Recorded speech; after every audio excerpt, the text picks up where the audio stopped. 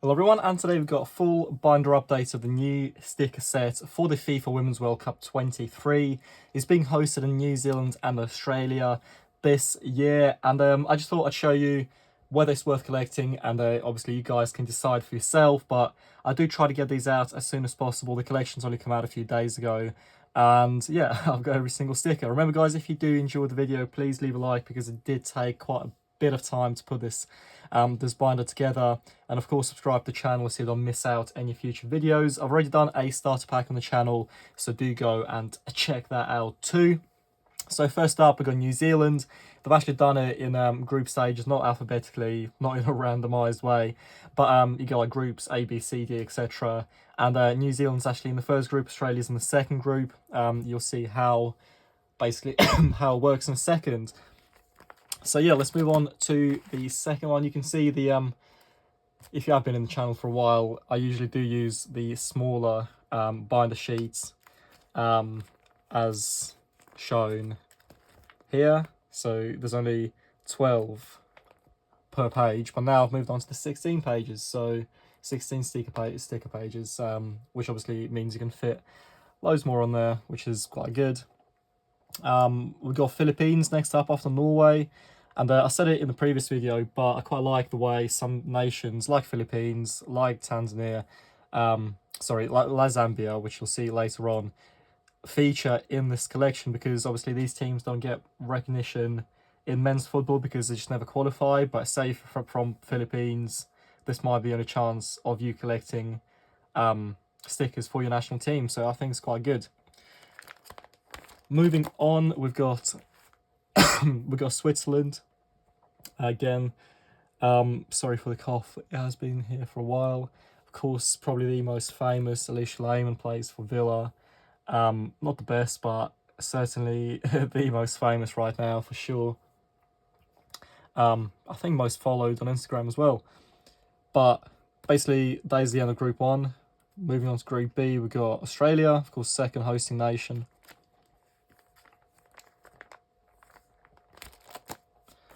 And we've got Ireland. I think that's the first time an Irish team has been featured in a Panini collection, which is quite weird because these guys have been around for ages. And yeah, I forgot to mention, of course, done by Panini, not Tops. We've got Nigeria next up.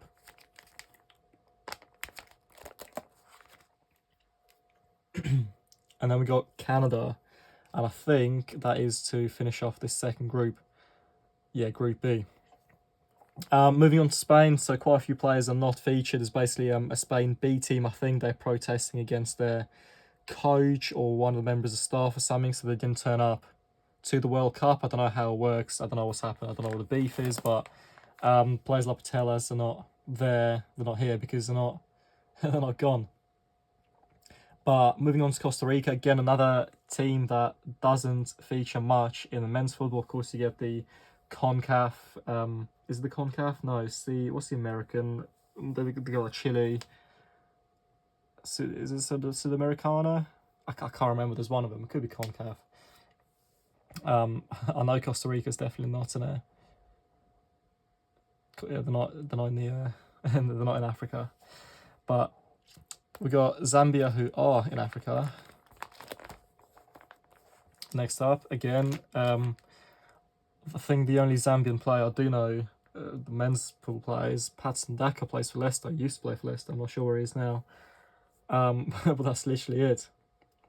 We've got Japan, another nation that will be getting much more recognition soon going forward, because I think they started teaching it in schools or something like that, whereas before they didn't.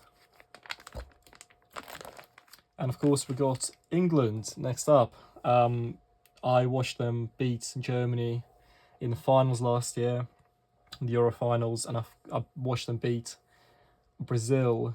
I think it was the Club World Cup. I'm not too sure what that was, but both the times was at Wembley, and both the times I saw them win, which was a really good experience. And then we got Haiti. I can certainly say, you know what, I think I know one Haitian player. He plays in the MLS, and he's got crazy curly hair. some like Sanchez or Rodon or something like that. But yeah, another nation that doesn't get featured much in men's football. We've got Denmark, who have got, I think they're quite good. I think they've got an equally strong team on like women's as same as men's, as in like in the competition. We got China, People's Republic of China. For a nation that's got so many people, they certainly haven't got a good men's team. I'm not sure about women's because I don't really watch it, but still, it's quite interesting. These are moments leading up, I believe, and they're called Beyond Greatness, and I'm not sure how they were picked. I think they were just picked randomly. I don't think they're the best players for each team. Less, yeah, like the only one I know here, probably Beth Mead.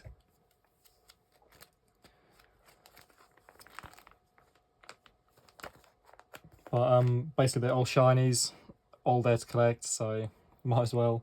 We go USA. I think I know one player from here. What do I?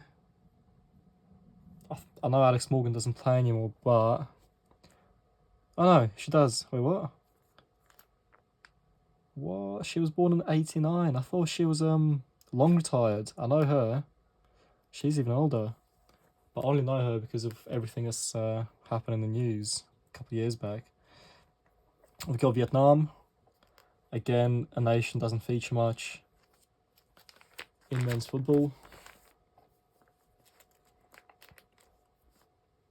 Actually, is going back to England. What's her name? Yeah, Lauren James. That's Reese James' sister, which is quite crazy.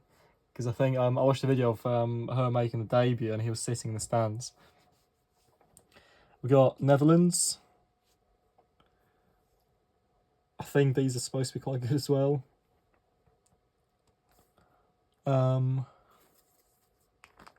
Yeah, we got Portugal. The longest hair so far by team. Average. France. I'm not sure how good they're supposed to be, but I'm sure for a big nation they will be good.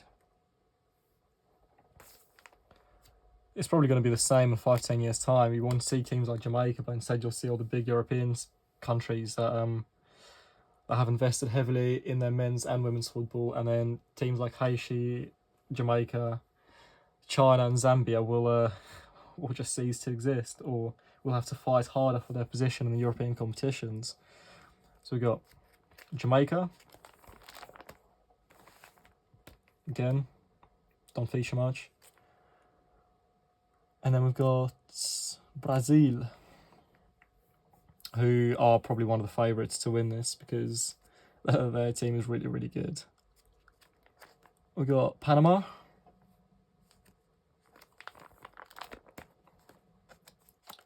Again, quite a niche team. We've got Sweden.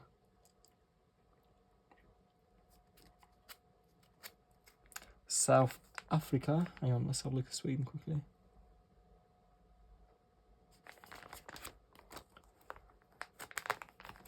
Yep, South Africa. I don't actually know any South African players, and I don't know any retired South African players, which is quite bad, but their women's team is actually obviously good enough to feature in the World Cup, which is good. We've got Italy.